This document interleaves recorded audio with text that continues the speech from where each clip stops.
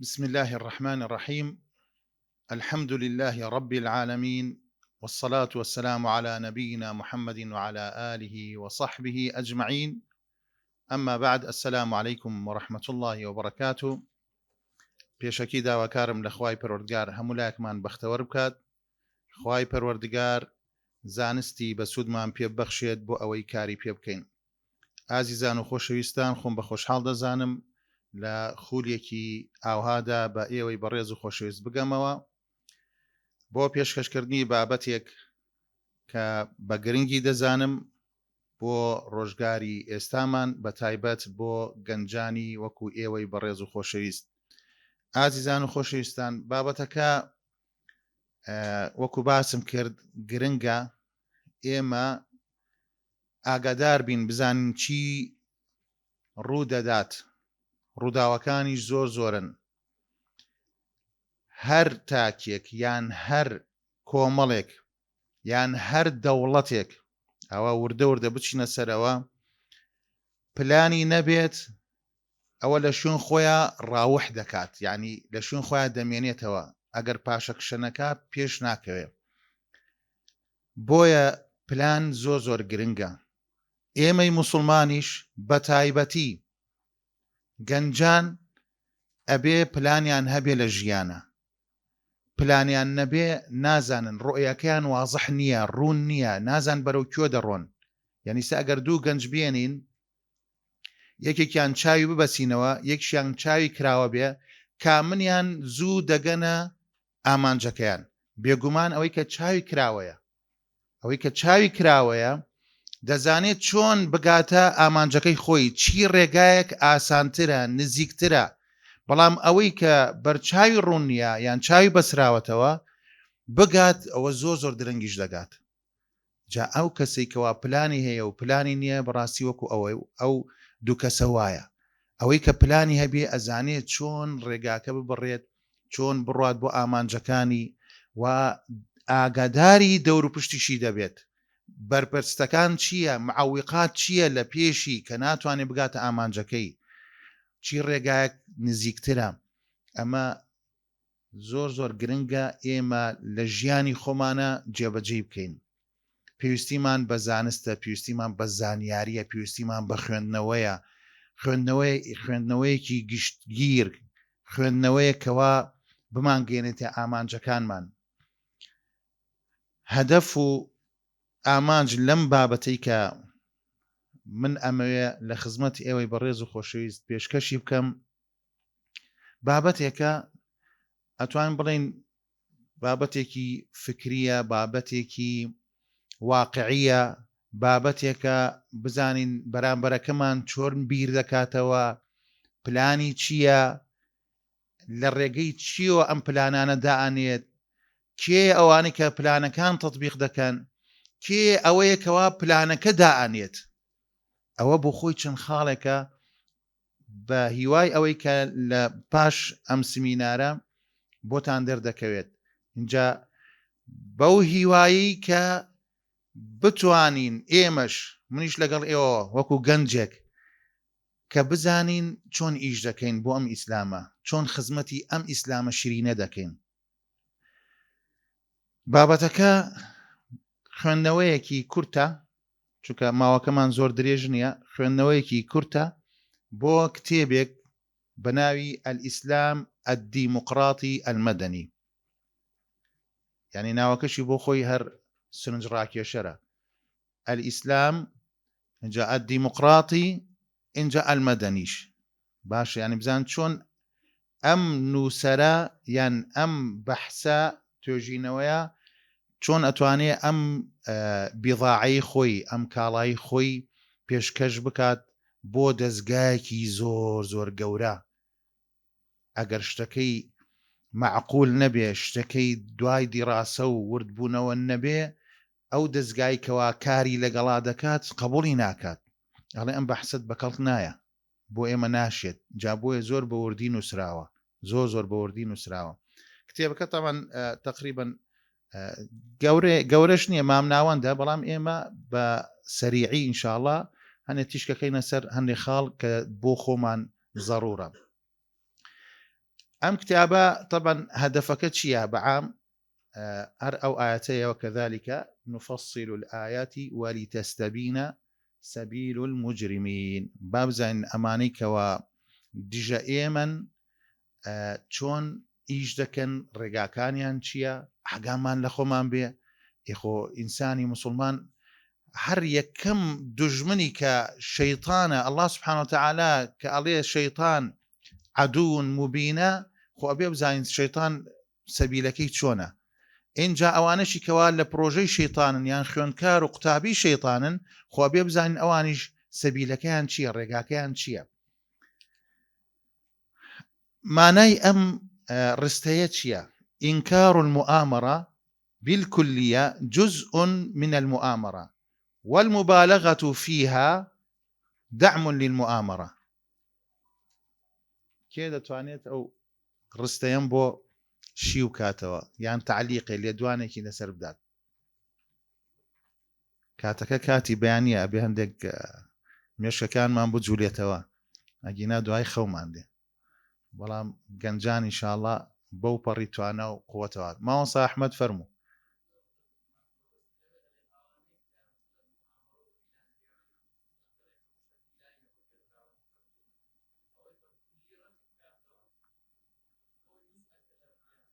وای جوانە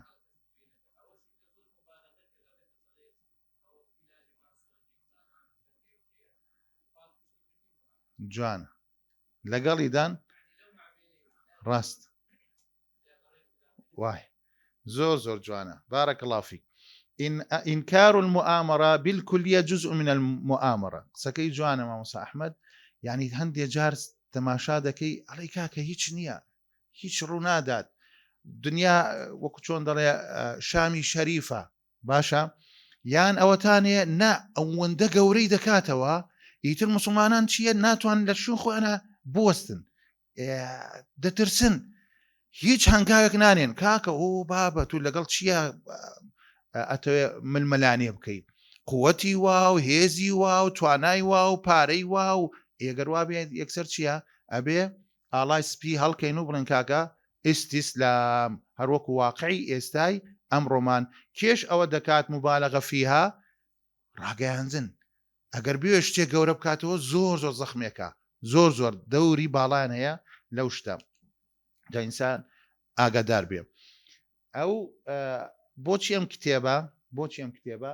طبعا بمانەوێ نەمانەوێ ئازیزان ینی وڵاتانی زلهێز هەیە ئیش دەکەن لەم جیهانی ئیسلامیە ئیش لەسەر ئومەتی ئیسلامی دەکەن ئیش لەسەر دەوڵەتە ئیسلامیەکان دەکەن زۆرن ئەوانەی کەوا ئیش دەکەن و هەروەها گرنگی توێژینەوە بحوث زۆر گرنگە ئیسە بۆمان دەردەکەوێت بزانین ئەم دەستگای کە ئێمە ئەمانەوێ باسی بکەین بزانە چەندێک گەورەیە چەندێ کارمەندی تیا ئیش دەکات چەندێ پارەی هەیە ئیجا چیش دەکەن هەمووی توێژینەوەیە هەمووی دیڕاساتە هەمووی بحوثە لێکۆڵینەوە دەکەن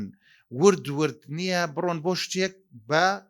دیڕاسەیەکی ورد دەیخەنە پێش ئەسحابی قەرار خاوەن قەرار بەرچاوی ڕوون دەبێ زۆر جار هەیە ئێمە ئیشەکانمان چییە ڕەتفعلە شتێک ڕوو دەدا بابزان شتێک بکەین ئەوە نییە بڵێن دانیشین پلان دانین کاکە پلانی ڕۆژانە پلانی هەفتانە پلانی مانگ پلانی ساڵ هەیە پلانی 50 ساڵی دانەوە ئیشی لەسەر دەکا ئەوە ئیشی کێیە ئیشی موسساتیە زەید بڕوا عەمر دێ عەمر بڕوا هەر ناوێکی تر دێت موسسەیە کێشەی بە ئەفراد نییە بەڵام ئێمە نە فەردێکەیە ئیتر بۆتە کاریزما خۆی دەرخستووە دوای ئەو فەردە ئەو تاکە ئەگەر بمرێ یان واز بێنێ ئیشەکە چییە گێڕ دەبێ شەلەل دەبێ نە بۆ ئیشمان نابێ بەو شێوازە بێ ئیشمان ئەبێ موسساتی بێ ئەگەر لە ڕستەی بڵین یەکەمەوە پێشەوە یان لە سرەی یەکەمەوە مەجموعەیەک کادر و سەرکردە و کەسی لێهاتوومان هەیە با سەفی دووەمیش هەبێ سێمیش هەبێ چوارەمیش هەبێ بەو شێوازە کاری موسساتی دەکرێت اینجا بۆیە لێکۆڵینەوە و توێژینەوە دەربارەی بابەتەکان زۆر گرنگە هەر کورتەیەک دەربارەی موسسەی ڕاند طبعا ئەم کتێبە ئافرەتێک نووسویەتی سەدێمە سەر پوختەیەک ئەندامە لەم موسسەیە ئەوە یەکێکە لە بینایەکانی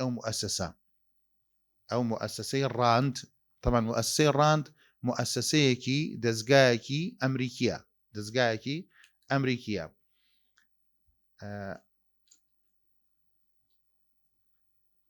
ئەوە یەکسەر ڤیدیۆکە نەیانێ مامۆسا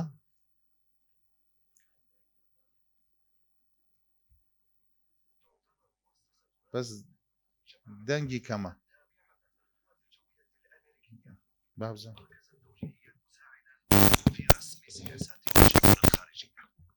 وتبلغ ميزانيتها السنوية 150 مليون دولار يتم تمويلها من الحكومة وشركات النفط والسلاح. أسهمت المؤسسة بوضع الخطط المتعلقة بالشرق الأوسط ويقال إنه عند معرفة ما يتم التخطيط له تجاه سوريا يتم ذلك من خلال معرفة ما يوضع من خطط في مؤسسة تيران. أصدرت المؤسسة تقريرا عام 2004 يضع خطة عمل بعد أحداث 11 من أيلول وتعتمد الخطة على التأثير في الرأي العام عبر وسائل الإعلام والتحكم بتوجيه أفكار محددة تخدم واشنطن. الخطة ركزت على دعم المتطرفين بشكل سري من خلال وسطاء وتسهيل تحركاتهم عبر الحدود وتغذية الفكر المتشدد عبر وسائل الإعلام والندوات وتحريف المفاهيم ودعم الوصوليين في المجتمعات والمؤسسات الرسمية. خطة مؤسسة راند تضمنت تهميش المعتدلين ليجدوا أنفسهم ضمن إحدى فئتين متطرف أو متميع وذلك تمهيدا للمواجهة كي يفني أحدهما الآخر ويخرج الفائز منهكا مثقلا بالديون. الهدف الرئيسي من خطة راند هو أن تصبح الدول ضعيفة خاضعة للقوانين التي تفرضها واشنطن تحت ستار منظمات دولية. تظهر المقترحات الأشكال المفضلة من أنظمة الحكم بالنسبة للإدارة الأمريكية وأن واشنطن ليس لديها مشكلة بوصول حركات دينية متشددة للحكم. الخطة تشمل إعادة بناء العلاقات العسكرية مع الدول لتربية كوادر تتفق مصالحها مع مصالح واشنطن للاستعانة بها في أوقات الحاجة.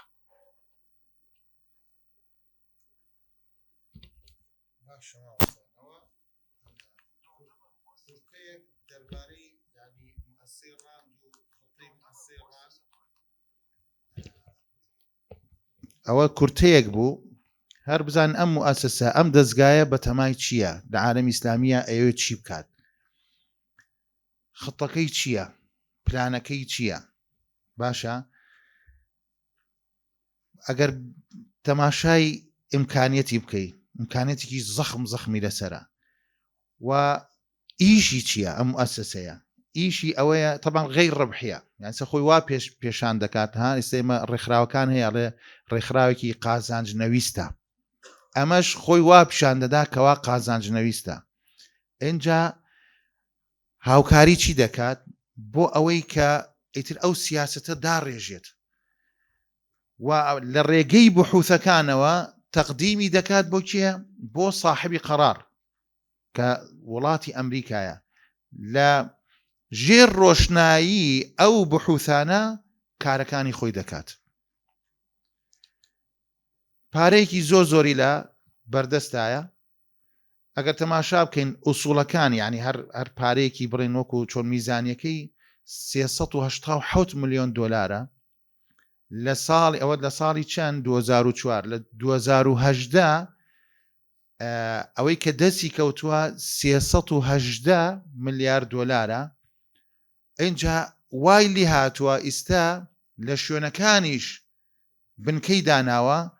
هەر عەمیلێک هەر کەسێک بێوێ بەحثی بۆ بنووسێت بحوثی بۆ بنووسێ بەحثی بۆ دەنووسێ و بە پارە یعنی وای لی هاتووە کە لە غەیرە ڕبحیەوە قازانجنەویستەوە بۆتە قازانویست بۆ ئەوەی بتوانێت ئیشەکانی خۆی بکات. اینجا چەند کەس لەوێ ئیش دەکا وەکو کارمەند تقریبان زیاد لە 1000 کەس بەس ئیش دەکات وەکو باحث شت دەنووسێت. باشە غەیری کارمەندەکانی تر ئەوانەی کە ئیشی ترەیە سێ تەماشا دەکەی ئەوانەی کە لەوێ وەکو لجنەی باڵان ئەنجومەنی باڵان کە لەوێ ئەمانی کە لە موسسەی ڕاند ئیش دەکەن کیث ئارۆ ئەمە اقتصادیەکی زۆر گەورەیە ئەمریکیە بەرنادۆ برۆدی و نازم حتا ئەوانەی کە ئەم جیلە ممکنە بیان ناسێت وەزیر خارجی ئەمریکای پێشوو رامسفیلدە ئەو ئافرەتەکەش کۆنزارایزە اینجا ئەوەی کە لە ئەفغانستان و عێراق و خەلیل زەڵمای زادەیە ئەم ئافرەتەی خاوەن ئەم کتێبە کە لە ئەسڵا نەمساویە خێزانی کێیە زەڵمای خەلیل زادەیە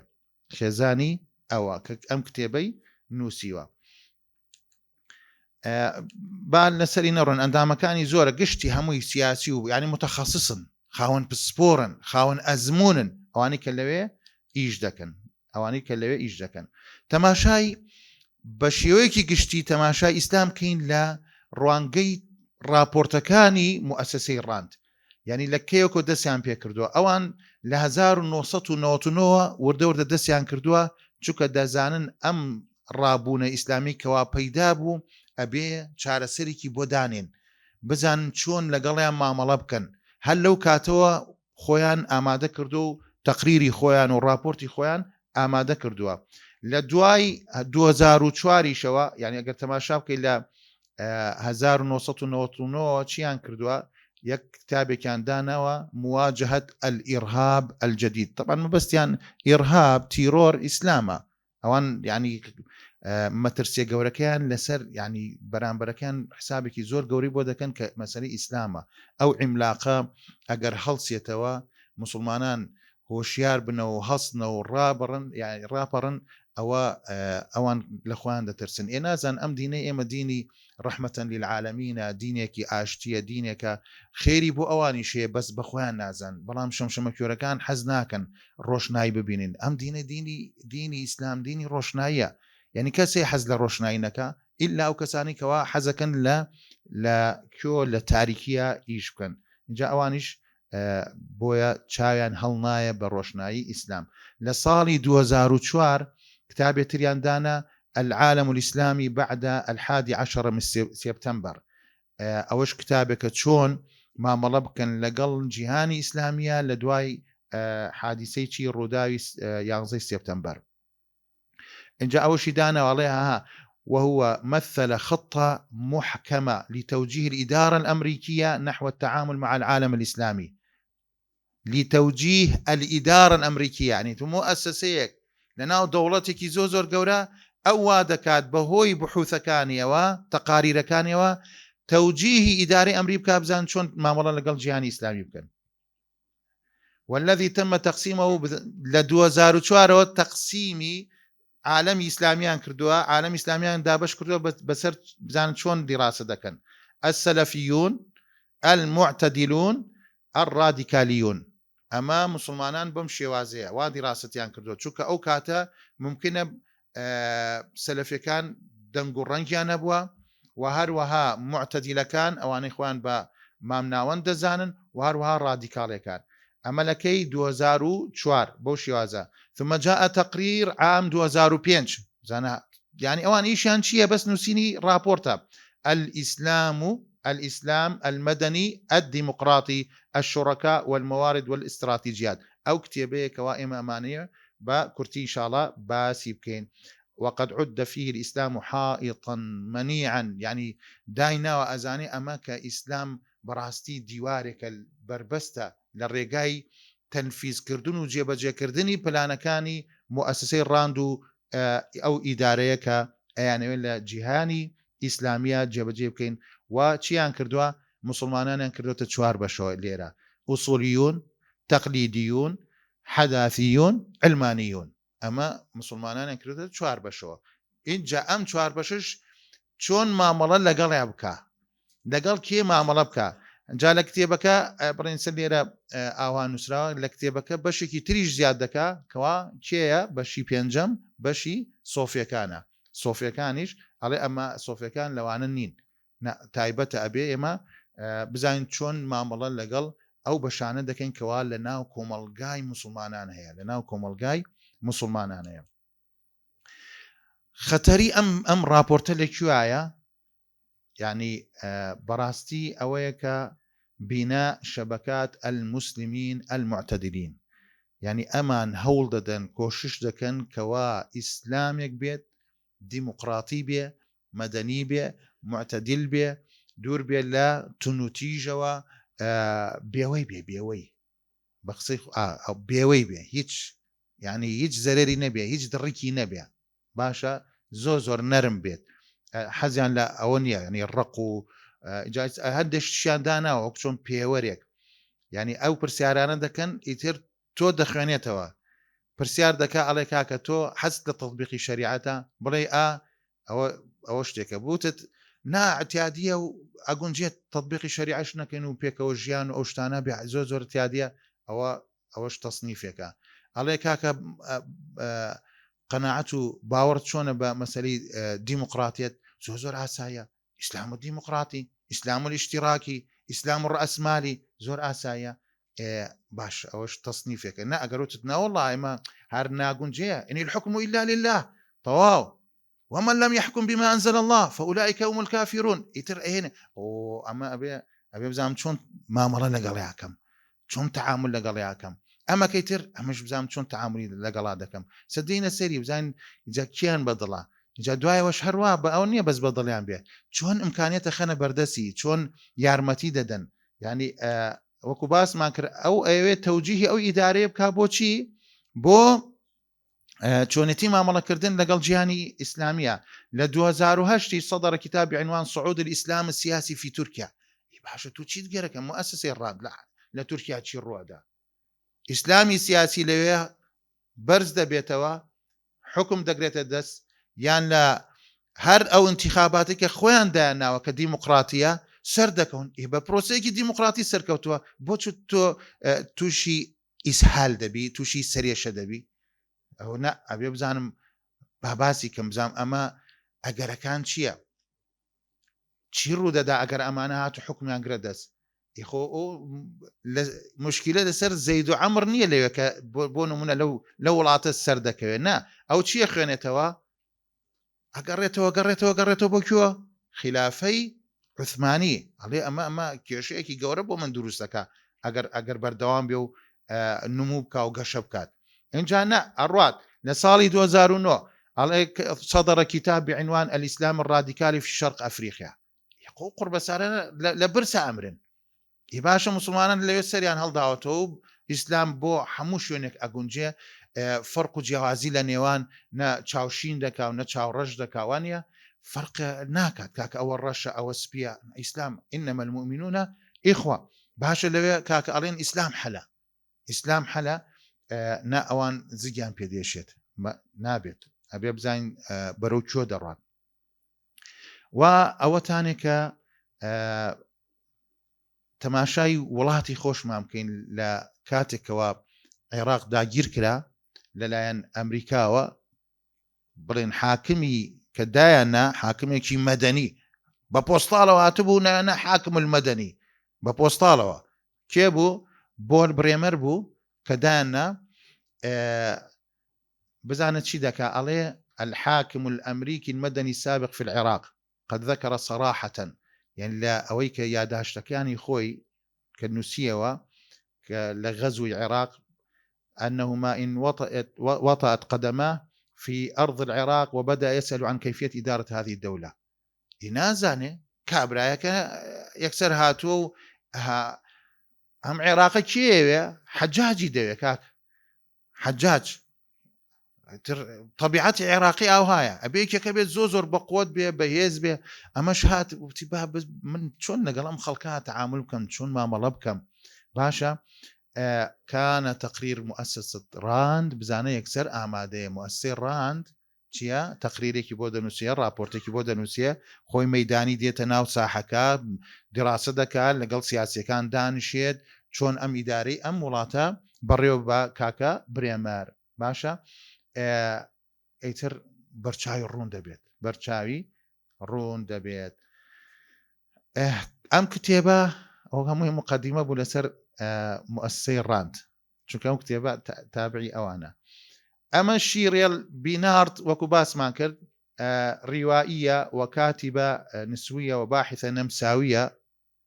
خۆی خەڵکی نەمسایە شووی کردوتە ئەو کابرایە وهي متزوجة من زلماي خليل زادة السفير الأمريكي السابق في كل من أفغانستان والعراق خێزانی ئەوە و یەکێکیشی بووە تا 2009 یەکێکی چالاک ئافرەتێکی زۆر چالاک لە چی نووسینی تەقاریر و راپۆرتەکان مەدانین خۆی دەڕۆشت اینجا بزانین لە کوێش تەخەڕوجی کردووە تخرجت في الجامعة الأمريكية ببيروت باشا لكو بيروت عاصمة كوية لبنان ليه تخرجي كردوا أو خد بين نيجيري تخرجت في الجامعة الأمريكية ببيروت جامعة الأمريكية يعني أواني كتخرج ذكن يتر بزانا يعني تشي نمونية كان لي دردتشي باشا کتێبەکە طبعا زۆر و دوور و درێژە و کردێت چەند فەصلێکەوە باشە فەصلی یەکەم ئەو قەزایانە و ئەو شتانە چین بابەتانە چینکەوە ئەبێ ئێمە ئێحتیمامی پێ بدەین هەمووی دیاری کردووە فەصلی دووەم باسی ئیجاد شوڕەکە لتەرویج ئەلئیسلام الدیموقراطی پێویستیان بە چییە؟ پێویستیان بە شەریکەیە شەریک بۆ ئەوەی بتوانن ئەو پلانەی کە ئەیانوێ ئەیسلامێکی دیموقراتی پێشکەش ئەو وڵاتانە بکەن پێویستیان بە شەریکە خۆیان ناتوانن ئیلا بێ شەریکیانە بێ ئەبێ عەمیلیانە بێ ئەبێ خەڵکانێک هەبێ کەوا بتوانن چی بکەن پلانەکەیان جێبەجێ بکەن اینجا بزانە کردێتە 5 بەشەوە ئەلمانەکان ئوسوڵیەکان تەقلیدیەکان حەداثیەکان لەگەڵ سۆفیەکان ئیسە دێت لەگەڵ ئەم کۆمەڵگەیە بەو 5 بەشە بزانن لەگەڵ کیا مامەڵە بکەن کێ دەتوانێت ببێتە شەریکی ئەو جۆرە کەسانە بۆ ئەوەی ئیسلامێکی دیموقراتی پێشکەشی ئەو خەڵکە بکەن خەڵک چی داوە لە تون و تیژی بە دیموقراتیانە شتەکان ببێت فەصلی سێمیش ئیستراتیژیە مقتەرەحە ئەمە خینەکە لێرەیە ئەوەتانێ ئەم خطەیە ئەم پلانە ئەم استراتیژیە کەوا پێشنیار دەکات فەرموو بەو شێوازە ئیش بکە یەکەم حروب الحەدیث ئەگەر بچنە ناوەڕۆکیەوە بەسەر بە کورتی باسی دەکەین لێدان لە حەدیث باشە مؤسسەی ڕاند دادا شیرێڵ تو چی داوە لە لێدان لە حەدیث و فەرمودەی پێغەمبەر عەلەیهی سەڵات وەسەلام من کاتێک باسی ئەوانە دەکرێت ئێوە یەکسەر بیرکەنەوە و ئەوەش کە بڵێن زیاتر شارەزایی هەیە و لەوەی کە ڕوو دەدات لە وڵاتەکان و هەتا لە وڵاتی خۆشمان ئەوانەی کە دێن و دەردەکەون و ئەدەن لە حەدیث یعنی چی ئەمە لە خوانەوە هاتوون لە خوانەوە نهاتون بۆ ئەدا لە حەدیث بۆدا لە فەرموودە بۆدا لە فەرموودە فەرموودەوەندە گرنگە گەنجەکان چی دەڵێنەوە فەرموودەی پێغەمبەر عەلەیهی سەڵات وسەلام ئەوەنە گرنگە بەشێکە حیجاب بۆ آخر ئەمە کە باسی ئەوە دەکات ئەو خاڵە دیاری دەکات بۆچی حیجاب بۆچی ئافرەت تێکدانی خێزان بزانە کە هەوڵ دەدرێت تێکدانی ئافرەت اینجا ئەر بۆ خۆشی ناڵێ لە دوای هەموو پیاوێکی عەزیم و مەزنەوە ئافرەتێکەیە کابرایەکی ڕسمێکی دانابوو 4 ئافرەتی دانابوو لە پشتی ئەوتی ئەگەر 4 ئافرەت لە پشتیەوە بێ ئەوە هەر زۆر عەزیم دەبێ باشە ئەوە خوشکم لێمان تۆڕە نەبن کاکەوەر بۆ خۆشی باسی حیجابە باشە اینجا استراتیژیەکی تەفسیری تر ئەوە هەر مجمەلە تەفسیری تر خاڵ ئەڵێ ئاوا بکە لەگەڵ ئوسوڵەکان بۆ شێوازە بە لەگەڵ تەقلیدیەکان بۆ شێوازە بە یعنی خاڵ ئەهێنێ لەگەڵ حەداثیەکان ئاوا بە لەگەڵ ئەلمانەکان ئاوا بە لەگەڵ سۆفیەکانیش ئاوا بە ئەمە دیڕاستە یعنی کەسێک وانەیەت بەیانی گوێمان لێ بگریان گوێمان گوێی لە متارەبێ بڵێ کاکەم باسی چی دەکەن نە ئەوە دیراستێکە دیراستە باز دەکرێت و جوان نووسویەتی شتێک نییە شارەوە بیان لە ئەتەرنێت هەیە بە PDF بڵان کرێتەوە کتێبەکەش بەو شێوازش ینی تەبع کراوە ئافرەتەکەش یانێنا و حیجابەکەش یانێناوە حەجابێکی ئەمریکی باشە بەو شێوازەیە ینی تەبع کراوە بە عەرەبیش یعنی شتێکی شاراوە نییە ئازیزانم بڵێن موسسەی ڕاند ناو کەس نین موسسەی ڕاند تعامل لەگەڵ چی ئیتیجاهێک دەکات یعنی ئەگەر هەموو کەسێک سێری واقعی خۆی بکە و دەوروپشتی خۆ بکە یعنی ئەم تەقریرە و ئەم راپۆرتە ئەبێت لەگەڵ چی بەشێکی ئەو کۆمەڵگەیە مامەڵە بکات ئێستا بۆمان دەردەکەوێت ئەڵێ ئەو وڵاتە خاوەنی ئەو دەستگایە سێ هەدەفی هەیە یەکەم ناوێت هیچ تەتەڕوفێک هیچ تونوتیژیەک یعنی بڵاو بێتەوە بەڵام ئێمە لە تەقریرەکە گوێمان لێگرت کە سەردەمێکەیە خۆی دامی ئەو شتە دەکات خۆی دامی ئەو شتە دەکات باشە دوام ئەوەیە ئەبێ کارێکی وا بکەن هیچ کەسێک هیچ موسڵمانێک ڕقی لە ئەو وڵاتە نەبێت یعنی کارێکی وا بکرێت نابێ موسڵمانان ڕقیان لە وڵاتە بێت سێهەمیش ئەوەیە کە چییە ینی ئەو وڵاتە بەڕاستی ئەبێ ڕێگایەک بدۆزێتەوە چی نزیک چی دوور على المدى الطويل وای لێ بکاتکەوە تەمکینی بکات و حکومڕانی بکات و هەموو ئەسبابە سیاسی و ئیجتیماعی و اقتصادیەکان دیراسە بکا و دەست بگرێ بەسەریە و ئەو شتانش کە ئەبنە مایی کە توندوتیژی ڕووبدا و تەتەڕف ڕووبدات هەمووی قەتع بکەن بیبڕن اینجا هەتا چی دێت ئەو پرۆژەی خۆیان کەوا ئیسلامێکی چی دیموقراتی دێتە کایەوە اینجا بۆیە ئەڵێ من داوا دەکەم ئەم بەحسا بەڕاستی ئەبێ گرنگی پێ بدەن وصاحبی قرار صناع القرار ئەوانەی کە بڕیار بەدەستن بڕیار دروست دەکەن ئەبێ گرنگی بەم بابەتە بدەن و هەر کەسێکیش حەزی لە توێژینەوە و دیراسات و بەحوث و شتانەیە هەر کەسێکەوە گرنگی بە شەرقی ئەوسەد دەدات یان ئەوانەی کە گرنگی بە ئیسلامی سیاسی دەدەن ئەم تەقریرە و ئەم راپۆرتە گرنگی پێ بدەن و بیخوێنەوە با بە سەریعی بڕۆین مامۆستا چەندێکمان ماوە تا چەنە داونی و باش باسی ئیسلام دەکات ها بەبیرتان دێ ئەخۆ گەنجەکان زۆر پیر نین سەرۆکی فەڕەنسا چی و توتی ئیسلام لە چیایە لە قەیراندا ئەوانە لێرە شتێر کە بزان چی دەڵێت ولأزمة الإسلام الحالية مكونان رئيس يعني الله إسلام أزمي كيه قيراني كيه دو يعني سببكي دوا فشل في تحقيق النمو الله ولاتاني إسلامي ناتواني قشبكن لشون خوانن أجر براودي بكي بأوروبا لقل أوانا علين أوان بيشكوتون وانيا ولاتاني إسلامي يعني خريكي الشرن يعني خريكي شتي جزئيات بيش نكوتون جاو بۆ خۆی ئەسبابی شەیە ئایا خۆیان پێش ناکەون یان ئەوەی کەوا لەوەیە ناوێ پێشکەوێ هەر ئەوەندە مەجای پێدەدا ئەسبابی زۆرە دوام والانفصال عن التيار العالمي المهيمن ئەڵێ دەوڵەتە ئیسلامیەکان دوورن لەو تەیارەوە کەوا دەستی گردووە بەسەر چیە بەسەر جیهانە یعنی بەتەواوەتی خۆی نەداوەتە دەسەوە هێشتاش دەگەڵ ئەو حاڵەتەی کە ئێستا هەیە لە عالەمی ئیسلامیە هێشتا رازی نین ولن ترضى عنك اليهود ولا النصارى حتى خۆمان شڵێن حتى تتبع ملتهم هەتاش تاو نەبی بە شوێن کەوتویان و بڵێ کاکە 100 بە هەردە پەنجا مۆری دەکەم بۆ تو کوڕە ئیسلامی چی و ئەوانەی چی اینجاش لێت رازی نابن هێشتا هەڕێ نا ئەوە لە بەرۆی ئەو وڵاتان هێشتا مایانە زۆر هەندێکیان هەیە ها سەرهەڵەدەنەوە داوای ئەوە دەکەن کە ئیسلام حەل بێ چارەسەر بێ خەڵک گەڕێتەوە بۆ ئیسلام تەطبیقی شریعەت بێ ناڵێ ئەمە شتانە ئەبێن نمێنێت جا بۆی ئەڵێ مادام لەگەڵ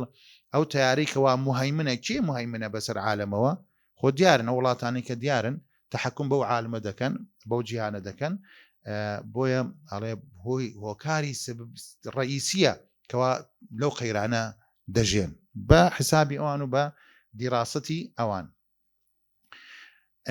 طبعا دوای پێناسەی دەکات پێناسەی ئوسوڵیەکان دەکات ئەوانەی ئەڵێ الذين يرفضون القيم الديمقراطية والثقافة الغربية المعاصرة پێناسەکەیە هەر کەسێک ئەگەر هاتوو ئەو بنەما و ڕێسا و یاسای دیموقراتیەت ڕەفز بکات باشە ئەو سەقافەی غەرب ئەم سەردەمە ڕەفز بکات ئەوە چییە؟ ئەوە ئوسولیە جایتر ئاگدار بن هەر کەسێک ئاوها بێ نایەنن ئوسولی لای ئەوان ئوسولیە باشە تقليديكان شيء طبعا هو يريدون دولة سلطوية متزمتة تطبق رؤيتهم المتطرفة للشريعة والأخلاق يعني أمانا يعني بشيء شريعات بحذافيرها تطبيق كان شلون خواي جورا فرمويتي وبيغمر فرمويتي ولا شرعها توا أبو شوازة لسيرة باسي دولتي إسلامي ذكرت لمدينة أمانش يعني أبو شوازة بيو تطبيق كتاب والسنة البكرية أو أنا أصولي لا أوان تقليدي كان شيء الذين يريدون مجتمعا محافظ بس كومالجيكي محافظ باريزغار بيت ويتشككون في الحداثة لقل أوشا زور يعني جمان يعني هي لسر أم مسألة ديمقراطية ونيبونة وحداثة وأوشتانا يعني هالجمان يعني هي لها متطورك لو أن كم ترن يعني لدرجي أصول كان كم ترن حداثة كان كي الذين يريدون أن يصبح العالم الإسلامي جزءا من الحداثة العالمية أمانة كواحزيا لنيوبون وهي حزكا أم إسلاما أم دولتانا قشتي بارتشيك بيل لو دولتاني كوا خريكي حداثته وأن يتم تحديث الإسلام يعني وقتهم لي للكمبيوتر التحديث يبقى بيانات كانت أمان شهر أو إسلام والي بكن يعني بيجون جينن لقل أو واقعي إستا يعني ثوابت نمينة إسلام هم بيت متغيرات إما عزيزان خد زانن ثوابت معناها هنشتي ناتواني دسكاري بكي ناتواني هكاك سنوش شو ركعات نيوجي نيورو تو تشي يعني أتوي تشي بكي نيو بكي تو بكي تشي بكي تسيه نيو بكي تسيه بكي تدو نا تشتيك ثابتة بونو من الزكاة دان راو ثابتة باشا حج دان راو يعني حج ما ويكي تر إن شاء الله حاجة كان دچن بو شو أچن بو مكة باشا أچن بو عرفة ليو دين بو مزدلفة دين بو مينا هاي طواف دكن سعي دكن أما حاجة يعني سأبي لشوني كتير تو والله هر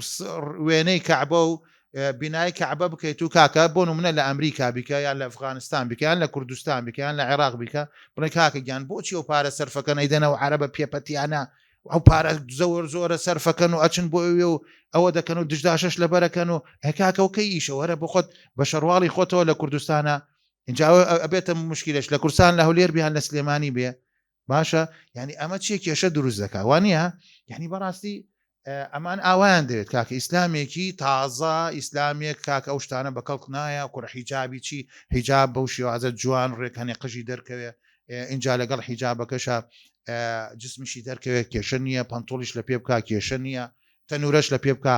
کێشە نییە هەر حیجابیش نەبێت کێشە نییە لەبەرەوەی دادەم چییە دڵی پاکە و سافە وانە اینجا ئەمە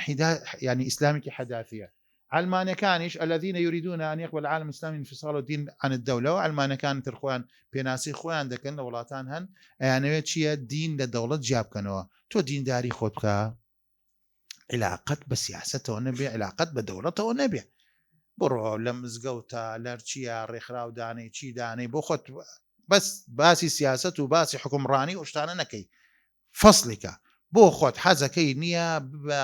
يعني مسلمانك عارب استشوار هیچ کێشەمان نییە بەس فەصلی دین لە دەوڵەت بکە فەصلی دین لە دەوڵەت بکە اینجا بۆیە ئەوە پێناسیان دەکا بەو شێوازە اینجا دوایی دێت بە تەفسیری باسییان دەکات ئەمانە چی ئەکەن ئەم جۆرانە چۆن مامەڵە لەگەڵ ئێماکەن با بڕۆین هەتا باسی ئەوە دەکات یعنی سێرکە ئەڵێ هەندێک جار ئیسلامی سنیست تەماشا بکە ئیسلامی سنی ئەوەشی ئەوەی نەکرد جارە بەس ئەمانەی تەمان ئەم پێنج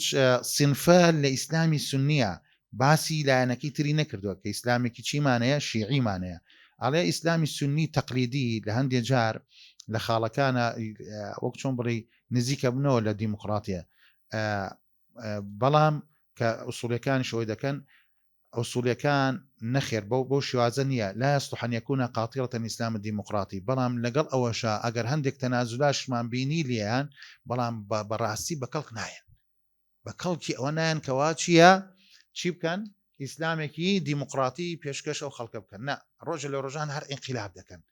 بەکەڵک نایەن ئەبێ خەڵکانێکمان هەبێ فکرەکەیان لەگەڵ ئێمە بێ بە تەواوەتی ئەو منهەجە کە ئێمە داماناوە چییە جێبەجێ بکەن با بێم زان چۆن مامەڵە دەکات مامۆسان ئەوە لە کتێبەکار بە کورتیش نووسراوە یەکەم ئەڵێ البدء بدعم الحداثيين حداثیەکان کێ بوون ئەوانەی کە یانەوێ ئیسلامێکی نوێ پێشکەشکی ئەو خەڵکە بکەن بزان چی ئەکەن لەگەڵ ئەوانە نشر أعمال وتوزيع بأسعار مدحمة يعني هەرچی کردەوەکانیان هەیە بۆ نمونە کتێب دەرەکان هاسن لە وڵاتی خۆمان هەندێک کەس هەیە بەس نەکیرەن هیچ نین جارجارە دێن ئەنی قساکەن و شتی شاز دەکەن لە سەوابەتی ئیسلامیشە قسە دەکەن و بەس ئەوە نییە بەڵام هەر سەرێشەیەک دروست دەکات بەڵام هیچ نییە هیچی پێ نییە مفلیسە باشە دێت ڕواجی پێدەدا پارەی بۆ سەرفەکە ئیشەکانیان چییە دعم دەکات بڵاوی دەکاتەوە تشجيع الكتابة للجماهير العريضة وللشباب مخاطبة كيف كان بعام جمهور جماور بلان بتايبتي گنجانيش بشد بنوسن بو گنجان چونکە ئەوانە زان ئازیزان عمودی فەقەری هەموو وڵاتێک هەموو کۆمەڵگەیەک کێیە گەنجانە اینجا تو بێنە پێش شاوی خۆت یعنی گەنجانێک هەیە ئێستا نازانێ بۆ چی ئەژێت هەر نازانێ بۆ چی ئەژێت هەدەفی چییە بەیانی چی بەیانی شەڵناسێ لە خەو کاتێک هەڵەسێ لە خەو ممکنە شەو بێت دەڕات خەریکی شتێک دەبێت دوای ئەوە چیەکە ئەیتر سەهرە دەکات دەمێنێتەوە تا شەو جادێت بەرنامەکەی چییە دەخەوێت ئەم گەنجە بەرنامە هەیە لە ژیان کۆمەلگا بەم جۆرە گەنجانە پێش دەکەوێ ئێمە کاکە گیان خەڵکێک هەیە ئیشی لەسەر ئەم گەنجانە کردووە ڕۆڵی بانخوازان و مامۆستایان و ڕێکخراوەکان چییە هۆشیارکردنەوەی ئەو گەنجانەیە گەنجەکەم عزیزەکەم ئەو تەمەنە جوانە تۆ لە چیا سرف دەکەی ئێوەرە بزانە بوونی تۆ چییە هەدەف لە بوونی تۆ چییە لەم ژیانە خوا بۆچی تۆی دروست کردووە ئەم تاقە جوانەیە ئەوەکو مامۆسام لێ دێت کە شەحنەکەی نەما ئیتر تەواو منیش دەوەستم و بۆیە وەختێک تقریبا دەقەیەک دەوەستین باشە بەس باو خاڵان تەواکەم دەوەستین ئینشاءڵڵا دمج آراء في مناهج التعليم الإسلامي آراء كيه حداثي كان ورد بيخزيننا كيوا بيخنناو منهجي تعليمي باشا تعليمي شي تعليمي إسلاميش يعني أمشتا أم أفكار تازانا نيوبونوا بيخناو منهجي تربية إسلامي پروردة إسلامي وا دي بوي چيا خلقك ورده وريقريا إنجا منحوم منابر عامة سیمیناریان بۆ بەسن کۆڕیان بۆ بەسن کۆران دێجار نییە خوا پەنابدا هەندێک خەڵک بەخۆی نازانێ کەوتۆتە ناو پرۆسەکەیانەوە حتا چیشیان پێدەدەن مزگەوتیان پێدەدەن باشە یعنی ئێستا دوای بۆتان دەردەکەوێت داعی بەناو داعی گەورە سەرکەی وتاری هەیە وتاری نەک لە وڵاتە باس ناکەم لە وڵاتی تر وتار دەدا وتارەکانشی بزانە يعني چۆنە نشر آرائهم وتفسيراتهم وفتاواهم فتوى أنا بزان فتواش يعني فتوى ئەم فتوانە گشتی بخرێتە بازارەوە بخرێتە ناو کتێبەکانەوە لە سۆشیال میدیا لێ بدرێت ئێمە ئاراکانیان بۆ چوونەکانیان تەفسیرات بۆ قورئان کاکە ئەو هەموو زانایی کە تەفسیریان نووسیە و ئەویان نووسیە هەمووی ڕەت نا تەفسیری نوێمان هەبێ بۆ قورئانی پیرۆز تەفسیری نوێمان هەبێ بۆ فەرمودەی پێغەمبەر عەلەیهی سەڵات وەسەلام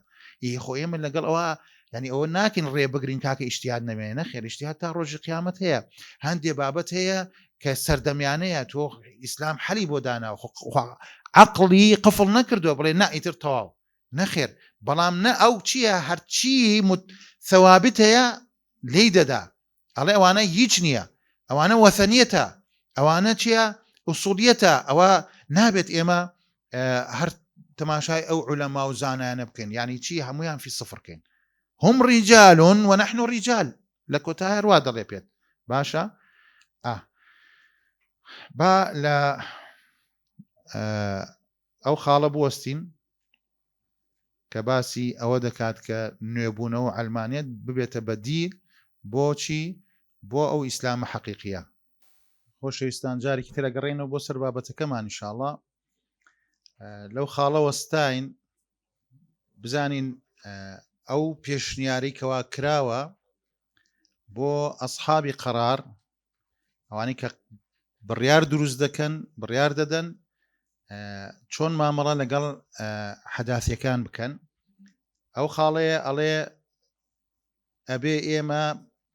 بەدیلی ئەو ئیسلامی کە ئەوان قەناعەتیان پێیەتی بەدیلێکیان بۆ دانین کە ئەویش بریتە لە عەلمانیەت و حەداثەت کە ببێتە بەدیلێک بۆ کێش للشەباب المسلم الصاخب یعنی بۆ گەنجەکان ئەوانەی کە دڵیان گەرمە حەماسەتێکیان هەیە حەزیان لە پابەندبوونە ئەڵێ ئەبێ ئێمە ئەو گەرمیە وردە وردە چی لێ بکەین ساردێکینەوە حەماستەیان نەمێنێت خاڵێکی تر ئەڵێ ئێمە ئەبێ تەرکیز بکەینە سەر شتە مێژۆکان و واشی لێ بکەین گومان دروست بکەین و شتی جاهیلیەت و سەقافەی جاهیلیەت بێنینە ناو مەیدانەوە گۆڕەپانەکە و وردە وردە یعنی ئەو جیلە خەریکیان کەین بەو شتە کۆنانەوە پێش ئیسلامیش یعنی هەندێک شتێنن زۆر کۆنە یانوێ خەڵک مەشغوڵکەن و دوای وردە وردە ینی قەناعەتیان پێ بکەن ئەم شتانە شتێکی باشە لەکوێش باز بکرێت لە ئیعلام ئەم خاڵە ئازیزان ئەگەر تەماشا بکەن ئەمە هەمووی لە چوارچێوەی چییە چۆنێتی دەعمکردنی حەداثیەکانە المساعدة في تطوير منظمات المجتمع المدني المستقلة من أجل تعزيز الثقافة المدنية بزانا أبي إيما هاوكار بين یارمەتی بدەین بۆ دروستکردنی ڕێکخراوی کۆمەڵگەی مەدەنی دروستکردنی ڕێکخراوی کۆمەڵگەی مەدەنی بزان ئەو وا تەختیت دانا بەس هەندێک جار کەوا تەختیت دانا و پلاندانە ينقلب السحر على الساحر باشا من أجل تعزيز الثقافة المدنية بو أوي يعني أم ثقافة مدنية بڵاو بێتەوە لەناو خەڵکیە لەناو چینی گەنجانە لەناو خەڵکێکاکەوە حەزەکا بێتە ناو ئەو ئیشانەوە ئیتر وردە وردە وتوفير مجال للمواطنين العاديين لتثقيف أنفسهم وتعبير عن آرائهم بالشكل العملية السياسية ئیتر قەناعەتێکیان بۆ دروست دەبێت لە ڕێگەی ئەم ڕێکخراوانەوە دەربارەی حتا ئەو پرۆسە سیاسی کە لە وڵاتەکانە هەیە يعني بەلایەوە ئاسایی دەبێت اینجا دێت باسی چۆنێتی دەعمکردن و یارمەتیدانی تەقلیدیەکان ضد الأصوليين باشا يعني ئەمە ئێوە شەڕەکە بخاتە ناو مسلمانانەوە نشر انتقادات التقليديين للعنف والتطرف الأصولي على نطاق واسع يعني ئەوەی کە توندوتیژیەکەی پێسەیرە پێقەبوڵ نییە لا لایەن تەقلیدیەکانەوە ئەبێ ئێمە وا بکەین وردە وردە ئەو ڕخنانە گشتی بینە ناو ساحەکەوە مەجال بدەین شوێنیان بۆ دروست بکەین سیمینار دەبێت لە ڕێگەی وتارەوە دەبێت وتشجيع الخلافات بين التقليديين والأصوليين ئەوان ئازیزان بەعام چیان هەیە سیاستێکی میکافیلیان هەیە چییە فرق تسد بەعام واکەن مسلمانان لە ناو یەک نەبن اختلاف و ناکۆکیان هەبێ کێ سود وەرەگرێت لەو خلاف و نیزاع و ناکۆکیانە دووبەرەکیانە ئەوان جا بۆیە مسلمانان ئەبێ ئاگادار بن ئەو ئاەتانەی باسی تەوحید دەکات و تەوحیدی سەف دەکا و باسی برایەتی و خۆشەویستی و ئەو فەرمودانە یعنی بەڕاستی ئەبێ ئێمە لە واقعی خۆمانە جێبەجێ بکەین مەجال نەدەینە ئەوان ئەو سیاسەتەی کە داناوە مسلمانان لە ڕێگەی خلافاتەوە جا بۆیە یعنی کە هەر خاڵەکان من پێم خۆشە خۆتانیش بیری لێ بکەنەوە یەکسەر ڕبتیکەینە واقعی خۆمانەوە تشجيع الخلافات بين التقليديين والأصوليين بزانا يعني يسوي كوال للسوشيال ميديا الردادات أم دجي أو قسبكا أو دجي أو قسبكا أم خلافات بيني وشتيكون بيني تو كم يتش بيونديكي يعني دورو نزيك ممكن بهاولاتيان ونبي تو بي إثاري بكي أما تشي أجيني يعني أجر بخوشي نزانت شو تناو بلانكوا كدان ناوە کە خلافات لە نێوان مسلمانان دروست بکات بەشتی چی یعنی ئەمەڵێ من لەسەر حەقم ئەوڵێ من لەسەر حەقم یعنی وای لاتۆ نەکو تەنانەت گەنجیش خەڵکی عامیش سەری لێ بێش بشێت نازانێ ئایا بڕوا بە کێ بکات ئەم دینە ڕاستە کامەیە یعنی شتێکی ئاوا دروست دەکرێت شتێکی هەڵایەکی ئاوا دروست دەکرێت لە ئیعلامە إحباط أي تحالفات بين التقليديين والأصوليين هەر نزیک بوونەوەیەک لە نێوان مسلمانان ئەبێت چییە پوچەڵێکیتەوە نابێت ئەوە خەتەرە مسلمانان یەک بگرن جاب ئێمە لە سەرەتاوە چیمانوێت ئازیزان کە ڕێگەی ئەوان بزانین چییە ئەبێ ئێمە پێچەوانەکەیەوە یعنی ئەوان حەزیان بەو شتانەیە نە ئێمە ئەبێ حەزمان لەو شتانە نەبێت ئەبێ هەوڵی پێچەوانەکەشی بدەین یعنی ببینە ئەداتێک بۆ تەوحیدی مسلمانان بۆ یەکخستنی تواناکان مسلمانانمان خۆش بێت ولا أبراءمان هبت بزانا الحب في الله والبغض في الله يعني اشتكان لبر خوابه لبر شتيك نبيت كواتو رقت لبراكته شتيكي نفسي بيت نا شتيك يقر رقت ليتي رقت لجنجك تصرفاتي كردوها بالبر خوابه معناه اوش نيه كواتر تو كرقت ليتي لدائرة كدريكي لبازنا كدريكي نا تو طبيب به بزيشك به داعي بانخواز بوشي وازيه لە بواری خۆیان طبیبە پزیشکە چۆن ئیسا شوێنێکت بێشێت ئەڕۆی بۆ لای دکتۆرێک چارەسەرت بدانە داعی و بانخواز و مامۆستایان و ئەوانەی کەوا هەڵگری میراتی پێغەمبەران عەلەیهی السەڵات وەسەلام بەڕاستی ئەوانە پزیشکن دەردی ئەو خەڵکە چارەسەر دەکەن خۆ دەردەرەوە نییە یەشێک بێ لە لاشە دەردمان هەیە چییە شەهەواتە دەردمان هەیە شوبهاتە ئێمە کێ ئەم شەهەوات و شوبهاتە چارەسەر دەکات ئەمە بانخوازانن ئەمە مامۆستایانن ئەو کەسانن کەوا ئەگەر ئاەتێکشیان پێیە واللهی برایانم ئازیزانم دەتوانیت تۆ شۆڕشێک دروستکەی بە یەک ئاەتێک بە یەک ئاەت پێغەمبەر عەلەیهی سەڵات وسەلام چیە فەرمێ بەلیغوا عنی وەلەو ئایە بەڵام لەسەر بەسیرەت ئەمە تەکلیفە تەشریفە تۆ لە جیهەتی پێغەمبەر عەلەیهی سەڵات وسەلام ئاەتێک بگەێنی بە بەرامبەرەکەت چەند خۆشە ببیتە ئەداتێکەوە لەسەر دەستی تۆ خوای پەروەردگار ئەو کەسە هیدایەتدا و ڕێگەی پێبشاندەیت و بەرەو مزگەوت بێت و بەرەو ئەو جۆرە کۆڕ و کۆبوونە و خولانە بێت چەندێ خۆشە هەز بەو مەسئولیەتە بکەیت ئەو وەختە هەز بە خۆشی دەکەی هەز بە لەزەتی ئیمان دەکەی هەز بە یعنی لەزەتی ئەو خواپەرستی دەکەی کەوا تۆ بەو شێوازە بیت ئازیزانم بە چاوی ڕەحم و بەزەیەوە تەماشای برادەرەکەت بکە پێمەکەنە ئەگەر تووشی تاوانێکیش بێت نه ئەبێ ئێمە بسووتین بۆ ئەوان ئەبێ بەو شێوازە بین چونکە ئێمە دەزانین ئەوانەی کەوا خوای پەروەردگار ڕێگەی پێپیشان داون گەورەترین نیعمەتی چییە ئیمانە هیدایەتە بەڵام ئەوەی کە هیدایەتی وەرنەگرتووە لە گومڕاییە یان لە تاوانێکە تۆ ئەزانی ئەوە لە خەتەرایە لە مەترسیدایە بۆ نازانین مردن کەی دێ بەو شێوازەوە بمرێ گەنجێکە لەسەر تاوان بمرێ تۆ هەست بە مەسئولیت ناکەی بڵێ وەڵی لەگەڵما بۆ چەند ڕۆژ چەند مانگ چەند ساڵ دوو قسەی خێرم بۆی نەکردووە ئامۆژگاریەکەم نەکردووە ئەدین و ئەنەسیحە ئەیت باشە خۆت بە کەم تەرخەم نازانی ئەگەر ئێمە بۆ شێوازە بیمزانە چەند خۆش هەست دەکەی هەست بە لەزەت دەکەی ئەو دینە دینی حرەکەتە دینی جموجۆڵە دینی یعنی پێغەمبەر عەلەیهی سەڵات وسەلام دانیشت قم فأنذر تەواو دانیشتن نییە هەر لە سەرەتاوە هات لە چیاکە هاتە خوارەوە لەکوێوی جەبەل نور غاری حیرا دەستی بە بانگەواز کرد هەتا ئەو کاتی کەوا وفاتیشی کرد باشە ئازیزانم جاوان ئاوا دەکەن تشجيع التعاون بين الحداثيين والتقليديين بزانە اینجا بێن ئەوانەی کەوا حەزیان لە نوێبوونەوە هەیە و دینێکی تازە و ئەوانە بکەن لەگەڵکی ئەوانەی کە تەقلیدین باشە نزیکیان کەنەوە فکریە نزیکیان کەنەوە دژی کێ دژی تەرەفێکی تر ئەمە هەمووی چییە ئەیانێ ئەم مسلمانانن مەشغوڵ بن بە خۆیانەوە تدريب التقليديين وإعدادهم للمناظرة مع الأصوليين سبحان الله يباشو كي نسراوة أو تقرير كي نسراوة 2005 جوانيا يسيما چنين 2024 يعني چند صال 19 صال 19 صال ربطك واقعك تدريب التقليديين وإعدادهم للمناظرة مع الأصوليين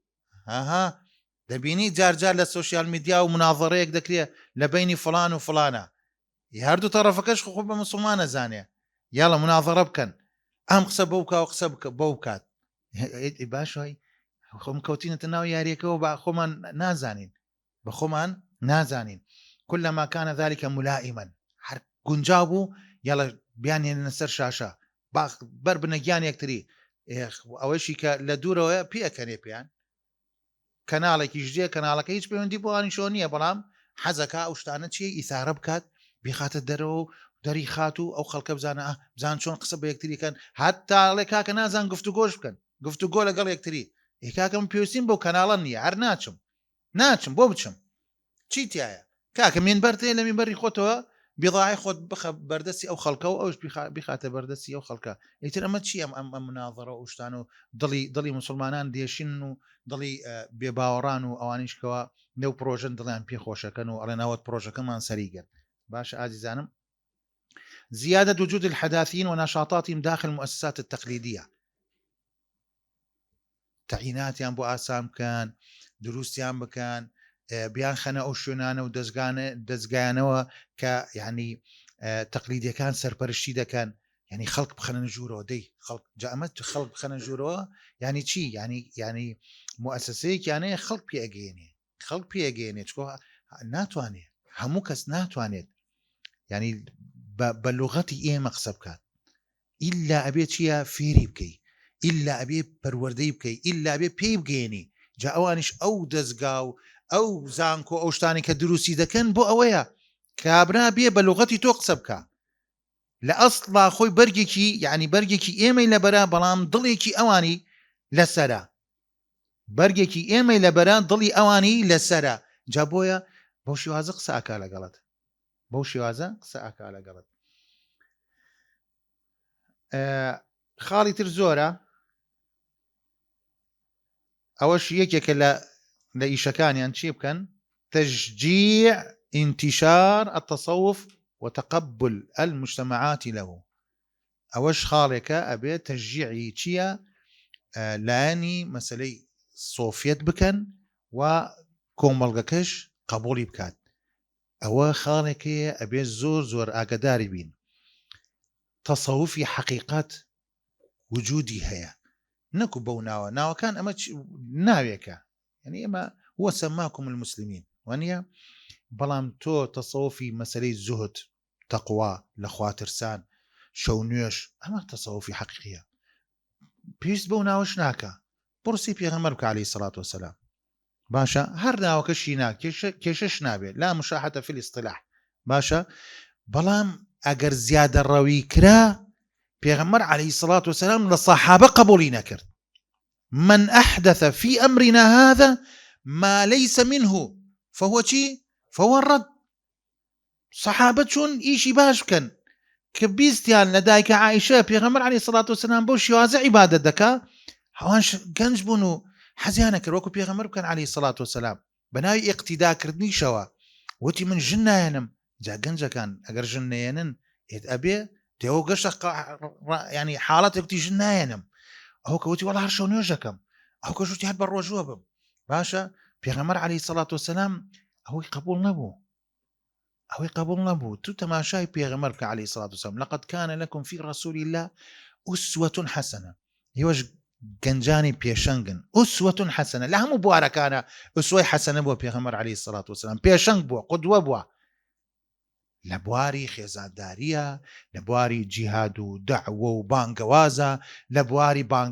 مامەڵەکردن لەگەڵ خەڵکیە لە بواری مامەڵەکردن لەگەڵ خێزانەکانیە لە بواری مامەڵەکردن لەگەڵ منداڵان لەگەڵ گەنجان پێغەمبەر عەلەیهی سەڵات وسەلام چوو مەدینە یعنی ئەو ڕیواتانە باز دەکەن دەڵێ خۆی بۆ ئەوەی بەدیلێک بزانن بۆ ئەوەی بەدیلێک بدۆزیێتەوە بۆ بازاڕی جوولەکەکان کە بەنو قەینوقاع بازاریان بەدەستەوە بوو لە شاری مەدینە پێغەمبەر عەلەیهی سەڵات وسەلام کاتێک چوو بۆ مەدینە و دەوڵەتی لەوێ دروست کرد تەماشای کرد ناحەی اقتصادی ئەبێ اهتیمامی پێ بدرێت ناحەی اقتصادی ئەبێ اهتیمامی پێ بدرێت پێغەمبەر صلی الله علیه وسلم خۆی دەڕۆشت خۆی خەڵکیشی دیاری کردوتی بگەڕن بۆ شوێنێکەوە بێتە بازاری مسلمانان بەدیلی ئەو بازارە خۆ نەچ خۆ دەیتوانی صاحبی دەوڵەت بوو یەکسەر وەکو بە زاراوە ئێستا شۆفڵ ببا و تێکی بداوتەوە نەخێر وتی با بازارەکان بێنێ من بازارێکی تردانم خۆی دەڕۆشت منەی بازارێکی دەکرد شوێنێکی دەکرد کەوابی کاتە بازار ئێمە بێ بۆ شێوازە بین ئازیزانم ئەو دینە ئێمە کاملە اليوم أكملت لكم دينكم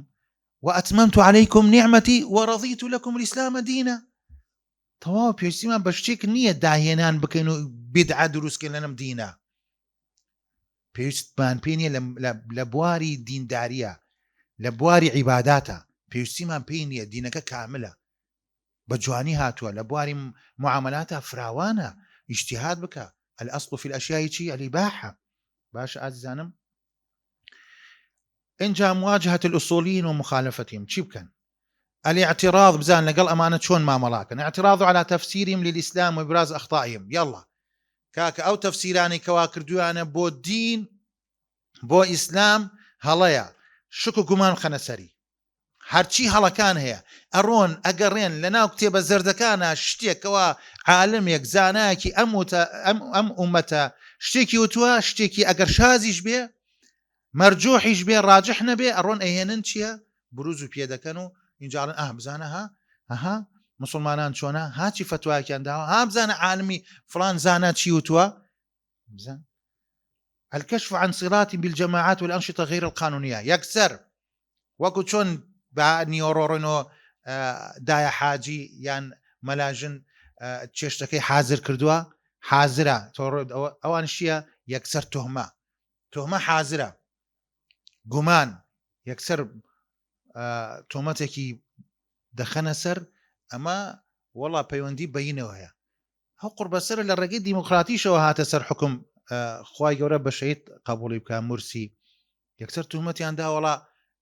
لەگەڵ حەماس لەگەڵ حەماسە پەیوەندی هەیە و ئەوەی هەیە ئەوە بێ ئەعدام بکرێت زان يعني سبحان الله سيري واقعك بكي يعني شونا فضح ما يرتكبونه من أعمال عنف على الملأ حباء كان كباء هم كان روجا احتمال السيناريو يشبه بلام چون گەورە کرایەوە باسی فلان داعی باسی فلان بانخواز باسی کەسایەتیەک وەڵا ئاوایە گەورەیان کردەوە ئی بابە ئەگەر واش نییە خۆی ئەگەر واش بێ نەفەرێکە هیتو بۆ گەورەیەکەیتەوە نا ئەوە مەبەستیان هەیە بدەن ئەگەر بتەوێ هەر خۆیان ئەڵێن بتەوێ بدەی لە هەموو شارستانێتێک لە هەموو کۆمەڵگایەک بدە لە کێ لە قودوات ئەوانەی کەوا پێشەنگن جا ئێوەش کە ناوخۆتان ناوە پێشەنگ ئەبێ ئاگاداری تەسەڕوفاتان بن زۆر ئاگادار بن ئێوە وەکو خەڵکی تر نین یعنی ساهر لە حەدیثەکەش ماهر بالقورئان وەکو کەسێکی تر نییە کە واڕوا قورئان دەخوێنێ باشە ئازیزانم اینجا بۆیە بێ ئاگادار بن ئیسلام جوانە لەکەدار ناکرێ و دینە مەحفوظە بەڵام ئێمە نەبینە مایی ئەوەی کەوا ئیسلام ناشرینکەین خۆی وەکو دینەکە ناشرین نابێ بەڵام تۆ وەکو مسلمان کەوا نوێنەری ئەو ئیسلامی هەڵگری ئەو ئیسلامی بە جوانترین شێوە بیگێنە بە جوانترین شێوە بیگێنە إثبات عجزهم عن مباشرة الحكم كاك أمانة حرب بكلكي حكم ناين إجابوه باسي حكم مكان حكم راني نية هالنازان حكم راني تشيا حربين سر حكم نية خلقشتي قتلوا عامكا قشتي سربرا أول شي ختنا نكرابي ختنيكا بابا خوني أوكو كابرا فقيرة لدينك وهاتونا إسلام وتباشهد أن لا إله إلا الله أشهد أن محمد رسول الله تر دوای زانی بیان ختنه نکراوە وتیان کاکە بێ ختنه بکرێ کوروتی بابا ختنێکی عمرم 25 ساڵە ختنێکی تازە ختنه مەکەن وتی حربێ بکرێ دیوتی وازێنم لە دین ئیتی وتی وازە دین لە دین ئەوە بێ ملت بپەڕینەوە اینجا ملت چکە مرتەدە بیتەوە اینجا فەقیرە داماوە اینجا ئەمانش ئەڵێن کاکە ناوەڵامانە بەکەڵک نا گشتی دەروێشن کورا حکمی چی حكم عوايا وعلاقات دولية وقانون دولي عامة وخاصة ودبلوماسيته دي باشا كاكواني كويس حكم راني إذا كان غيري مسلمانان ها چيا چي كردوا ونيا يعني تمام براسي سبحان الله عليه واقعك يا إثبات عجزهم أو باس مانكر إن جاء نشر هذه الآراء على نطاق واسع وخاصة بين الشباب والنساء بزان شنجر تکرارێکاتەوە تەرکیز لەسەر کیەکە لەسەر گەنجەکان ئەمە بڵاوکەنەوە ناو گەنجەکان بۆی قەناعەتیان بە پێشەنگەکان نێت بە عولەما نەیە یعنی عولەمای حتا عولەمای ئوممە کابراایەکی دەمڕوت دێت قسە لەسەر کیەکە لەسەر ئیمامی شافعی دەکات لەسەر ئیمامی ئەبوو حەنیفە دەکات مالک ئەحمەد ئەو عولەما بەرزانە دەکات باشە تو خۆت قول لە فل ناکەیتەوە یعنی چی قسە بەوانە دەکەی هم رجال ونحن رجال الله أكبر إذا كاك هم رجال لدى صالان قرآني لبركض تو بزان 20 صاري 30 صاري قرآن لبرا نازن قرآن إيش بخوني توا باش عزيزة كانم جابوي الله بلاوي كرو بوي أو أنا بكوي علماء نمينية قادة نمينية سركرده كان قشي شبهه وخسريان من باسي تاريخه موجود ودكم باسي حتى باسي بيغمر عليه الصلاة والسلام گومان لەسەر پێغەمبەر دروستەکان لەسەر سەحابەکان کە عادل نەبوونە کە ئاوابوونە لەسەر دایکانی ئیمانداران دروست دەکەن ئەمە ترکە شەباب گەنجەکان قەناعەتیان بۆ نەمای تر تەواو وانە جاوان بۆیە ئەزانن وجماهير المتدينين التقليديين والأقليات المسلمة أو حتى لا يخوشيان تجنب إظهار الاحترام والإعجاب بأعمال العنف التي يرتكبها الأصوليون يعني نابي بهيج شتێکی ئەوانە سەرسوڕمان بی پێت خۆش بێ ڕێز بگری لە هەر شتێکەوە دەیکەن جاوان نانن تیرۆر و عنف و ئەو شتانە باشە هەر شتێک ئەوان دەیکەن نە بڤەیە هەموو شتێکیان ئەبێ في صفر بکەین تشجيع الصحافيين على التحري عن حالات الفساد باشا والأعمال اللا أخلاقية في أوساط الأصوليين والإرهابيين سبحان الله بقري نالي يعني كوملقاه هموي خنكاوة لنا وفساد وقندلي باشا علينا بدواء وانا ما قري وانا يجنيا هو آزادية وحريتها باشا نا اگر هاتو اصولية كابراكي بابند بو بإسلام غلطيكي كرد نا اوانا بدوزنوا او قندليانا درخن باشا بينوسن بالا جريدة كان للسوشيال ميديا لإعلام برون بقرن بدوانا بزان كي غلط دكا غلطيكي كردوا شتيكي شخصية يعني شتيكي شخصية سيركي تشيا هبيته حلايك نية والله ما وصف فلان أو يكرد بان خوازي فلان أو يكرد أو يكرد بزان تشجيع الانقسام بين الأصوليين إن جابيه أصولي كان خوشان نا بيان كتشن بارتشيكوا والله هو عادي فلان عالمة أو عادي فلان عالمة ما زال كان هيك أو ليه قرر نايس مذهبيش نما أكل احترامه تو بيونديد بمذهبك أو مذهب خوزاني شيء لإسلامها خمناڵم تعصبی کۆرانە هەبێ نەخێر بەڵام ئەم مەذهبانە کاکە خاوەنی هەیە علەمای بۆ خوا سوڵحاوە ئەم مەذهبانە نایسەوە نەماوە ئەوە نا ئیستە بێ لەسەر شخص فلان بانخواز ئەمە جەماعەتی فلان بانخوازە ئەمە فلان بانخوازە ئەمە فلان عالم فلان عالمە سێرکە ئەیانەوە چیە تەقسیمی مسلمانان بۆ شێوازش بکەن پەیوەندیان بە شخصەوە بێ پەیوەندیان بە شخصەوە هەبێ دوای دێتە سەر علمانیەکان چۆن دعمیان بکەن تشجيع التعامل مع الأصولية كعدو مشترك يعني لەگەڵ ئوسوولەکانە یەک بگرن مامەڵە لەگەڵ یەکتری بکەن هەندێک کورسیشیان بدەنێ کاک هەندێک کورسیشیان بدەنێ ئەوە لەگەڵ كشي عدو مشترك وتثبيت أي تحالف علماني حتى أوان لا هندي جار لتشيشة ترسن أجر هاتو خلقانيكي بونمونا قومي بن قومي لو أنجد ترسن ناني يعني قال قومي بو هرطاطا قومي بو خوي نف فروشيت باشا لو أنجد ترسن ناني هیچ قوتێکی ئاواش دروست بێت چونکە داوای مافی خۆی دەکات داوای مافی چارەنووسی خۆی دەکات کە داوای کرد ئیتر ئەڵێ نامە لە بەرژەوەندی ئێمە نییە ئەبێ لێ بدرێت تأييد فكرة الفصل بين الدين والدولة في الإسلام باشا أوش أبي حرب بكريت دين لدولة جا بكريتوا إن جاء فصل يكم باسي أو دكات يعني دي تسر مسألة شون أم أصولي وتقليدي وعلماني وحداثي يعني درباري أمشتهن الرئيان شيء يعني عندشتي إنه بونونا باسي تعددي الزوجات چەنجنی ئەکات باشە باسی حیجاب دەکات باسی ئیشی ئافرەت دەکات باسی دیموقراتیت دەکات اینجا ئەمانە دێنێت یەکەیە کە ئەمانە چۆن یعنی بیر و باوەڕیان چۆنە بۆچوونیان چۆنە دەربارەی ئەم قەزایانە زۆر بە ینی تەفسیری باسی دەکات ئێمەش کاتەکەمان کەمە طبعا هەمووی ئەوە دێنێتەوە وەکو ئەو نانی کە باسم کرد دیموقراتی و حقوق الئینسان ئەمانە ینی بیر و بۆچوونیان چۆنە دەربارەی دیموقراتیت دەربارەی مافەکانی مرۆڤ یانسە تۆ بیر و بۆچوونت چۆنە دەربارەی مافی مرۆڤ ئەوان بانگەشەی مافی مرۆڤ دەکەن ینی ئەوەی کە لە غەزە ڕوویدا مافی مرۆڤ مایەوە بانگەشەیەکە و هیچ حبر على الورق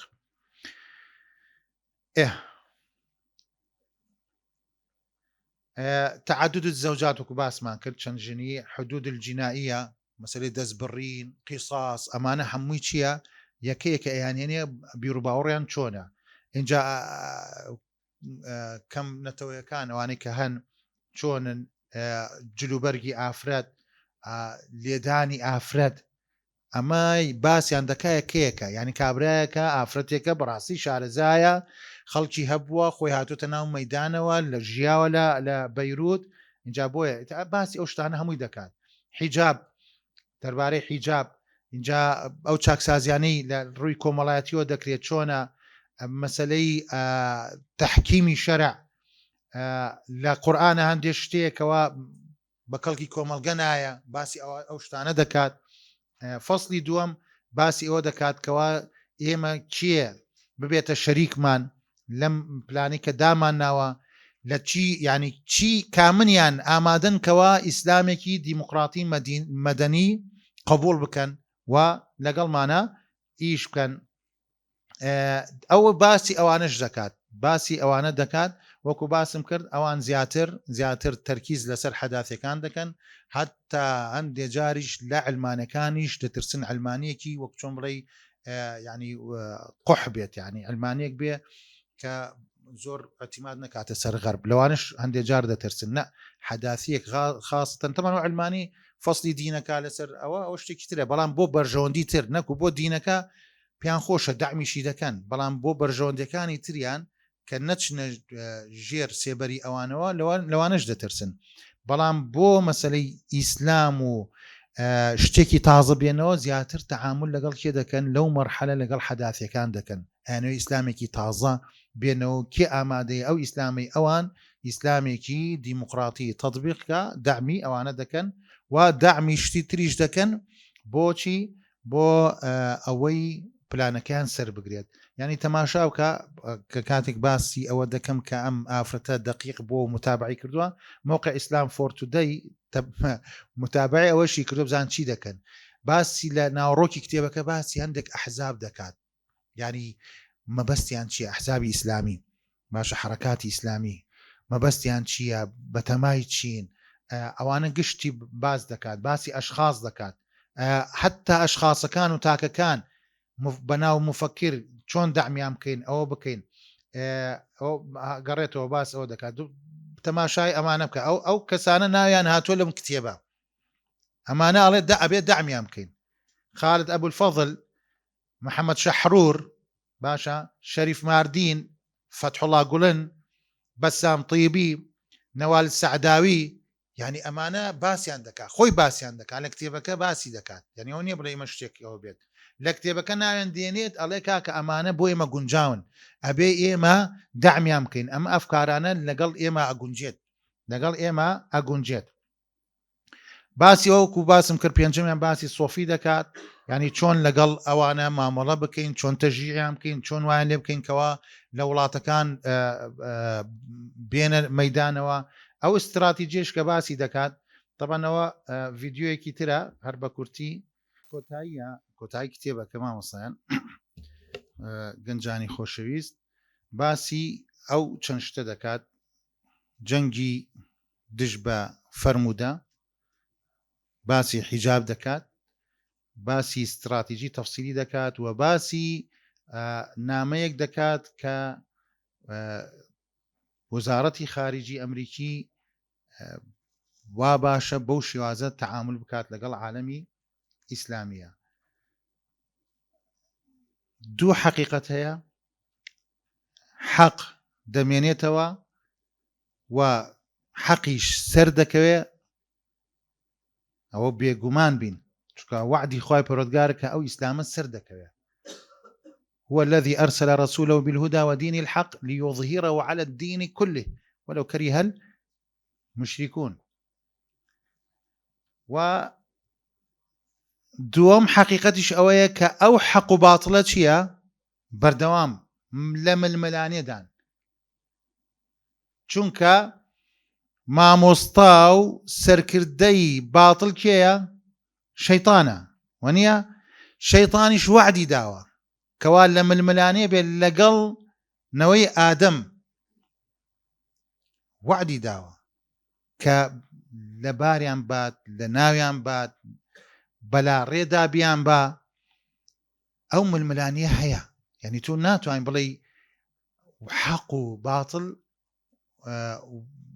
پێکەوە دەتوان پێکەوە بن، شتیوان نییە. بزانە یعنی هەسەر واقعی خۆت بکە، چەندێکیش تۆ تەنازولات بدەی بۆ وەکو مەرحەلەیەک و قۆناقەیەک، ئەو هەر سوبحان الله دێت دژی تۆ قسە دەکات.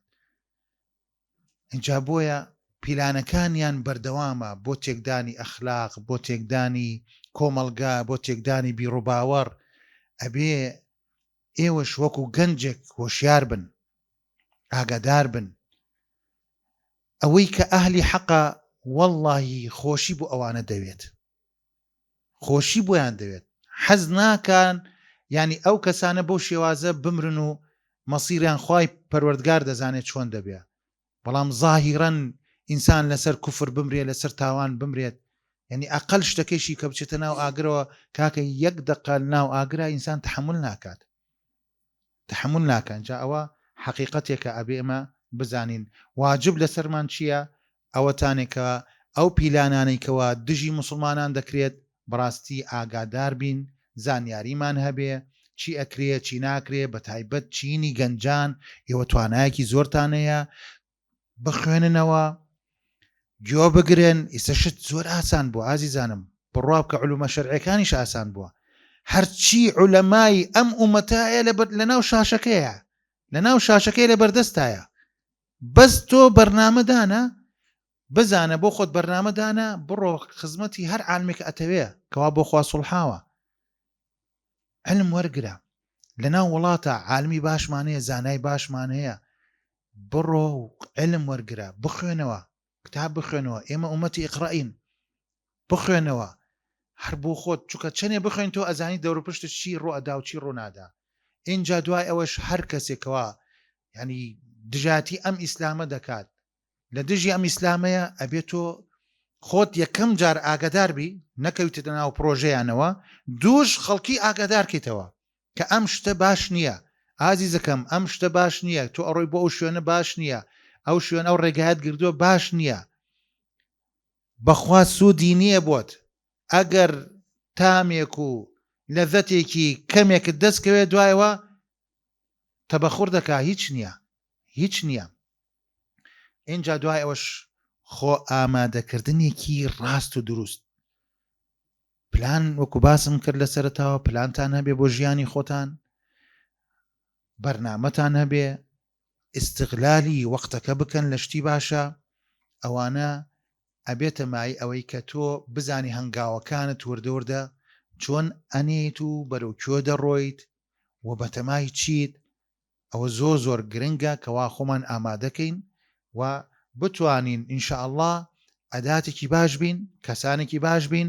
بۆ خۆمان، بۆ دەور و پشتمان، بۆ کەس و کارمان، بۆ کۆمەڵگەکەمان، بۆ وڵاتەکەمان. بەم جۆرە کەسانە وڵات پێش ئەکەوێ، چونکە بە کەسانێکەوە هیچیان پێنیە فاقد و شەی لا یعطی. من خۆم دینارێکم لە گیرفانان نەبێ ناتوانم دینارێ بدەم بە خەڵک. نە، تۆ ئەگەر خۆت خاوەن زانست بی، معریفەت بی، پلانتە بێ، اینجا گرنگی بە پسپۆری بدەن. هەرکێ و لە پسپۆری خۆیان خزمەتی ئەو دینە بکات. ئەزان لە شەڕی حونەین سوود وەرگیرا تەنها لە کەسێک کەوا دەنگی بەرز بوو، دەنگی حد بەس دەنگی بەرز بوو، بەرز هەرخۆی کە قسەیە کرد دەنگی بەرز بوو. ئەزان کێ بووە لە شەڕی حونەین؟ عەباس. وتی ڕەسوڵ الله شەهید نەبووە، وەرن ئەوە تا لێرێ کۆ بنەوە بۆ مای ئەوەی کە موسڵمانان جارێتر کۆ ببنەوە و سەرکەون. بەس بە دەنگی ئازیزانم. گەنج تاقەی زۆرە. تەماشا بکە جێشێکی چەند هەزاری تەسلیمی یەک گەنجەکرێ، کیباری سەحابەی تایە، گەنجێک 18 ساڵە بۆ کوێش شەڕی کێ بکە، شەری ڕۆمەکان بکە، دەرچێت لە مەدینەوە دەرچێ و سەرپەرستی گەنجێک، یعنی گەنجێک بە سەرپەرچی گەنجێک ئەو جێشە بڕات بەرامبەر ڕۆمەکان بۆستێت بخارجی مەدینەش. گەنجێک 18 ساڵە. مەسەلەی جەنگ و سەرپەرشتی سوپا گاڵتە نییە، هێرتوانای هەیە. جا بۆیە کێ بۆ گەنجە؟ ئوسامە. باشە ئازیزانم، یعنی تۆ دەتوانی زۆر شت بکەی لە بواری خۆتا، لە پسپۆری خۆتا، خزمەتی ئەو دینە بکە. بەس چییە؟ هیمەتت بەرز بێ، ئیرادەت هەبێ. وەڵڵاهی وەکو باسمان کرد ئەوە وعدی خوایە، گومانیش لە دڵمانە نەبێت. وعدی خوای گەورە سەر دەکەوێ، جێبەجێ دەبێت. ئەم ئیسلامە و ئایندە بۆ ئەم ئیسلامەیە و ئەم دینەش منسوورە بە ئیزنی خوای پەروەردگار. ئەوە شەندێک کتێبی ترە کەوا دەربارەی چۆنێتی مامەڵەکردن لەگەڵ ئیسلامی معتەدیل و چی بناء شبكات الاعتدال الإسلامي أو چەند کەسێک نووسیوان الإسلام الذي يريده الغرب، أو إسلامي كوا غرب ديويت. أوش كتابك مؤسسة البحث والتطوير راند وموقفها من الدعوة الإسلامية، أو شهر كتابي كتير مؤسسة ران والعالم الإسلامي. تبزانا يعني اسم برسيار بكين تخوا كمان توجينه دراسة وبحث لسر نطاق عامش عام همانة شون ما مرة لقل جاهلية بكين، ما مرة لقل علمانية بكين، ما مرة لقل عاصية بكين. يعني ويكو هسر بيتشي دكات جناح دكات شون ما مرة من شون ما مرة بكم لقل يا وكو بحث وكو دراسات بتشم أم جنجب زان بوتشي كوتنا أو شبكات بو وايلي هاتوا، يعني دراسة بكم بدراسة باش ئافرەتەکان من بۆ وای لێ هاتووە. وەڵی دوێنێ نەگو دوێنێ هەموو ڕۆژێک ئەو دیمە نابینی دایە حاجی ئاباشی داوە، ئابا نەکو یعنی جلێک ئاباشی داوە، ئیسێرەکەی کچەکەی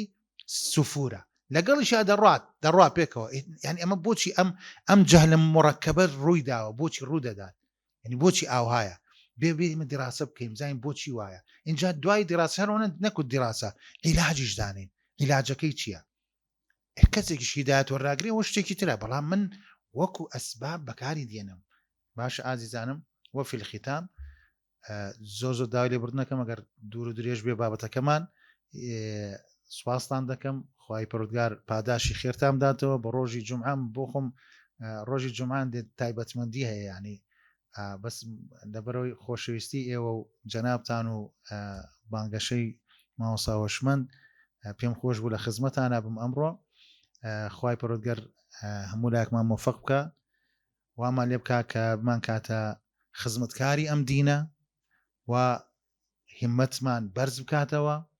و عاقبەت خێرمانیش بکە. وصلى الله وسلم على نبينا محمد وعلى آله وصحبه أجمعين، والسلام عليكم ورحمة الله وبركاته.